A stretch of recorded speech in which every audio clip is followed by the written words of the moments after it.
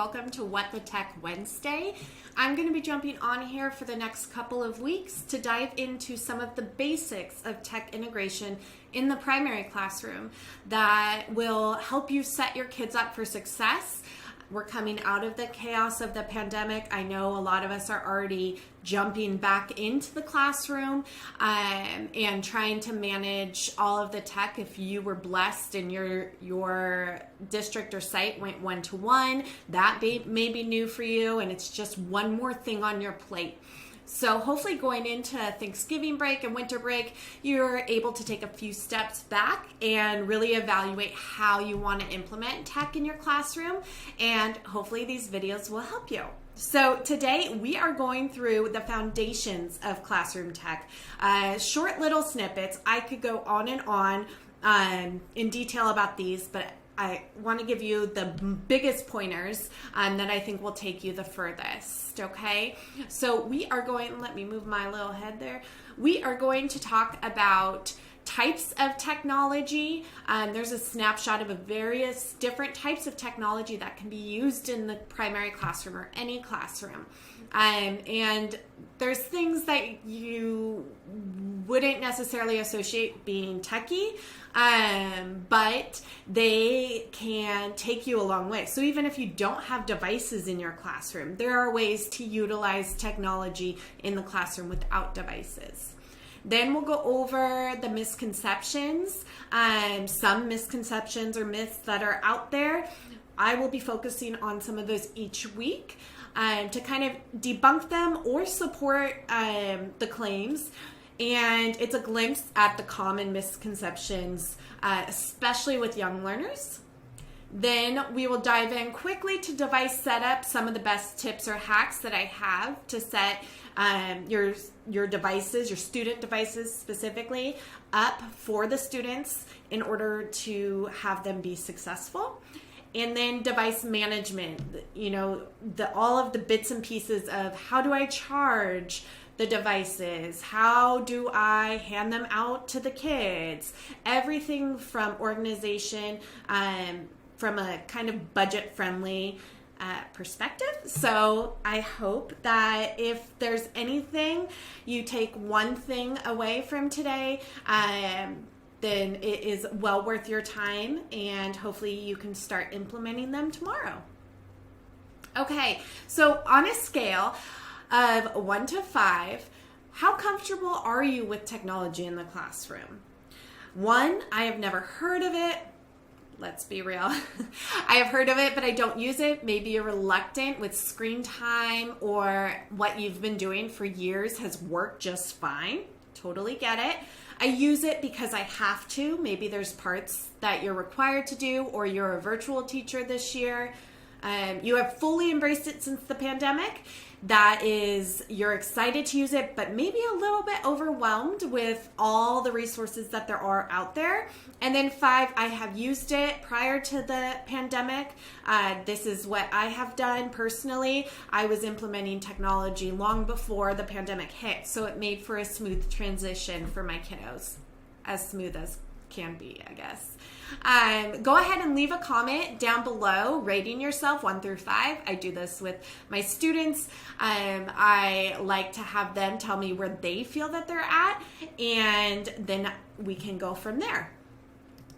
All right, so moving into the different types of technology, we are in a state of overwhelm. There's always new tech, there's always new resources available, and sometimes, most of the time, there's a lot of new mandates or programs required by our districts, and that's not what I'm going to dive into here. I'm just going to break apart 3 different types of tech and then give you some out-of-the-box techie ideas, maybe that you want to add to your Christmas list. Okay, so the types of technology. The first type is just devices. You know them. You may have a teacher computer, you may have a smart board, students may have devices, and then there's tools, styluses, headphones, all of the little tools that help students and yourself become successful with technology and get the most out of it. And lastly, there's gadgets. And this is my favorite type of out-of-the-box technology to use in the classroom. So I'm going to go into some of those, just a snippet. So out-of-the-box tech that you might want to add to your classroom wish list, if you guys do that for the holidays, the Amazon Alexa. So being able to have the Amazon Alexa, she can do read aloud, she can set timers, and it's a screen-free option. I always have her play classical or focus music. You could have her pick a name. There's all sorts of skills you can have her learn. The possibilities are endless, and there's a ton of blogs and videos out there on how to use Alexa in your classroom, and it's like $29 nowadays if you get an older version. Next is the wireless doorbell. If you are not using a wireless doorbell, you need to start tomorrow. This is a classroom management tool similar to ringing a bell or a wind chime, or however you recall your students. But what I did is I had the doorbell piece, the button, on the back of my name tag, so it would just walk around with me. So anytime I needed the kids' attention, I would press that doorbell and it would give a chime. You can change the chimes every so often so that they don't get too used to it and start tuning it out. But this is awesome. The kids love it. I can't say enough great things about it. I'll try and remember to post a link in the comments after I am done. And then personal laminator. So our laminator, our big laminator at our site, always broke down. Always. And it was always a headache. You had to wait for it to heat up, what have you. I use my laminator, my personal laminator, all the time. There's some hacks in if you need to laminate something bigger, but like I laminate just little cards that I have. It's blurred out, but anything I want to make into a whiteboard for my kids, I will print out and laminate. It is awesome. I make my own magnets out of it. It's stellar. And then lastly is a solar charger. So how often do you have kids scrambling because their device is dying, or your phone's dying, or your computer needs charged, but you don't want to plug it into the wall? You can leave this solar charger in. I bought it for camping, but I realized there's so many more options to use it for. So I put it just in the windowsill, or like if I'm in my car, just wherever it can get charged by the sun. And it can be anywhere. It's a wireless charger, so if you're just charging your phone, or if there's a student that needs to plug in their iPad, you can there's USB and USB-C plugs on it, and it's about this big, and you just set it there with the plug, and the child can stay at their desk. It is awesome. All right. We are going to go ahead and move into the misconceptions. There's a ton. Some have valid concerns. Some just need a little adjustment. So we're only going to go over one today. But going into it, I want you to think about this quote from John Dewey back in 1899. If we teach today as we taught yesterday, we rob our children of tomorrow. So this goes for a lot of the teachers that are resistant to change, or one more thing on their plate. They have years of experience. They're awesome teachers, but they are teaching different students now. What they used 20 years ago is not going to be as effective on the children of today's generation. So it's important that we evolve, and we know that as teachers, we're lifelong learners, that we evolve with the students that we are teaching. And that's where technology comes into this. Okay, our mindset matters a ton. A big myth that I hear amongst educators and then just the general public is technology will eventually replace teachers. And if anything can prove that wrong more than this pandemic and distance learning experience, I don't know what is out there. But it shows that teachers are needed now more than ever. The art of teaching and that human being relationship and modeling can never be replaced. So technology's goal in education is simply to enhance our teaching, never ever to replace it. Let's see. pause those really quick. So I'm a Seesaw ambassador. I've used Seesaw since 2016, prior to the pandemic, like I had said. And things have shifted into a fancier, more, what's the word I'm looking for? There's more effects and resources available on things like Seesaw now, but the way I used it in 2016, I would still use it today. I think it is just as beneficial. My students did their hard copy work, and then they took a picture of it. One, that's their accountability. That's them turning it into the inbox, and they took the paper home, and then they were able to extend on it. And that's where the value of technology is. This child is reading her work to me. I can hear where she missteps or makes errors. I can make sense of her processing and how she's thinking. She can also ask me questions. So a real quick, just little tidbit of it. I'll let you watch it, and then I'll go into the modern day age, the 2021 version, and both work just fine and really enhance our teaching.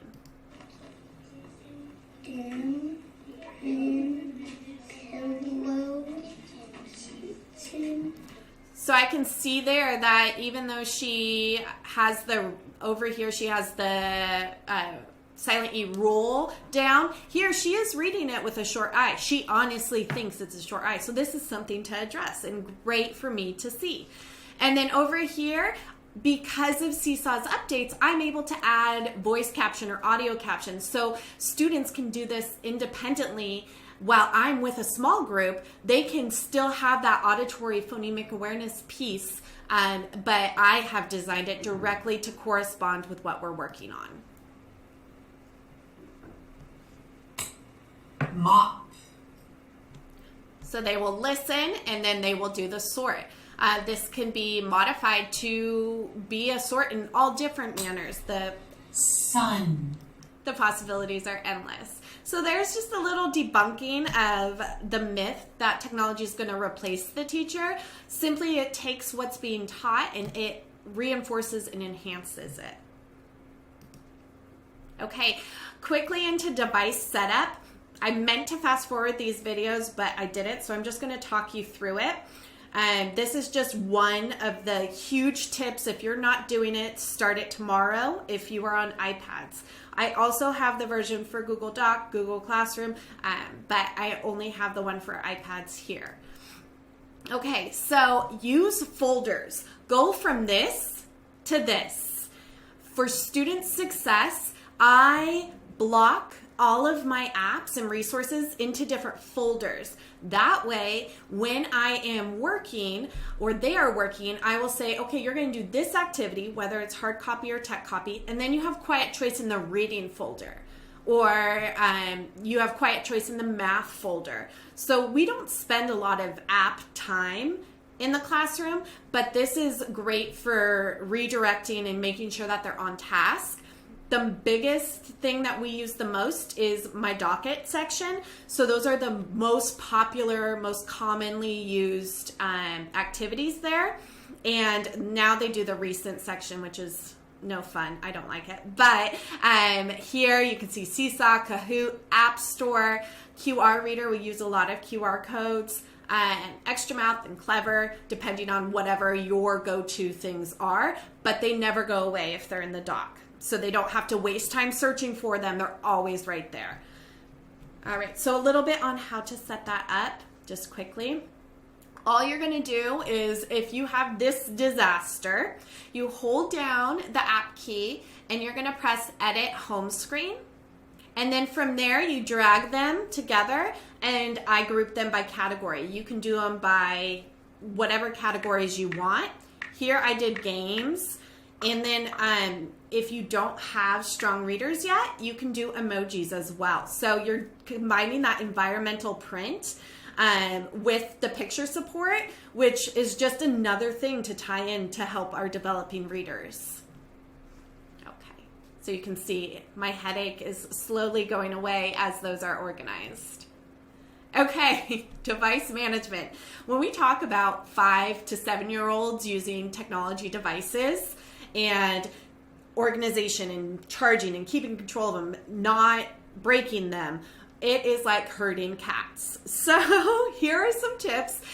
Next week, I will go into how to actually deal with classroom management and technology and student management. But for device management, here are some budget-friendly management ideas. You may have a charging cart, and if you do, awesome. Initially, I did not, so I had dish racks with color-coded just painter's tape on all of my cords and my computers, and it was organized enough that eventually my first graders were able to, that was a classroom job, so that really helped, and that was a quick little budget-friendly hack. Over here is part of my classroom management is that the technology was always out on their table. So it was organized by whoever was in that table group. It was in their table bin, and in the morning they would get their bin and put it on their desk, because like you'll see next week, I go and use technology throughout the day, but not how you would think. I simply, okay, turn it into Seesaw. Okay, Seesaw. So they do their hard copy work or what have you, and then they just grab their device, turn it in, and then put their device back. Sometimes they'll have a quiet choice on it once they're done, but if it's always there, it's less of, they're less fascinated with it because it's just a tool. And my big motto is technology is a tool and not a toy. And so this is a great budget-friendly way to go about it. My kids' devices are they're in device protectors, and I just have a number on them. So the student has a number alphabetically in my classroom for everything else, and then that number's on it, and then the number is also set as the screensaver on their device. So we're one-to-one, so there's no miscommunication about those devices, and then their device goes in the slot. And this was brilliant. I stole it off Pinterest. It is not mine, but it is just your typical storage bin. It has those holes in it, and then they have the rods, just the craft rods that they put in, so each one has a slot. And then headphone storage. Headphones and young learners, shy away or ask parents not to bring in earbuds. You will be untying those things all day. So you want over the head, and then I always have them bring in two, so I have a backup if they break. Initially, we were sharing headphones, and if you know anything about first graders and lice, you do not want to share headphones. So, and you also don't want them to keep them in their desk because they get destroyed. We kept them in our cubbies, but here's another option. It's a shoe rack, and it has all of the headphones in there. If you have students that financially cannot afford headphones, Dollar Tree has some for $1 that just go over the head. They break easily, but they're $1. And then lastly, over here, these are teacher devices like remotes, your doorbell, things like that. And they flipped over just like a mini binder, and then there you could do Velcro or magnet on the back of each, and then they just stick on there. So you can put it away at the end of the day, you can stand it up, and you always know where it is. All right. So in closing, we're going to think about the EdTech priority matrix that Little Digital Learners focuses on. Technology is overwhelming, but it doesn't have to be. You're seeing new things come out constantly, and the rate at which new items and shiny objects, apps, programs, devices come at you, if you're always trying the next new thing, you're never going to master any of it. So this is a great way to prioritize your tasks. While I think they're all high impact, I want you to kind of follow the matrix and ask yourself, is this item, app, resource, is it engaging? Are students motivated, empowered, or inspired by this resource? How do you know? Is it enriching? Does this resource provide room for extension beyond the four walls of the classroom? Here we dive into what we call Techquity, and we'll go into that in this series in the upcoming weeks. Efficient. Does using this resource make your job easier or harder? Work smarter, not harder. A lot of the implementation may have a lot of work on the forefront, but the automaticity of the tasks and the classroom management and everything to follow is so worth it. And then effective. Does this resource make a difference in student learning? How do you know? How do you know?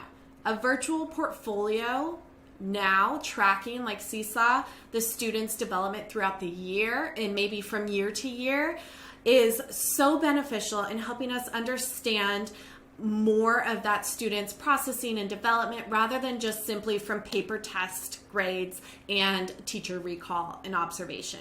You have that data from that student in real time right there all the time. Okay, so the secret to everything being successful in a techie classroom with young learners.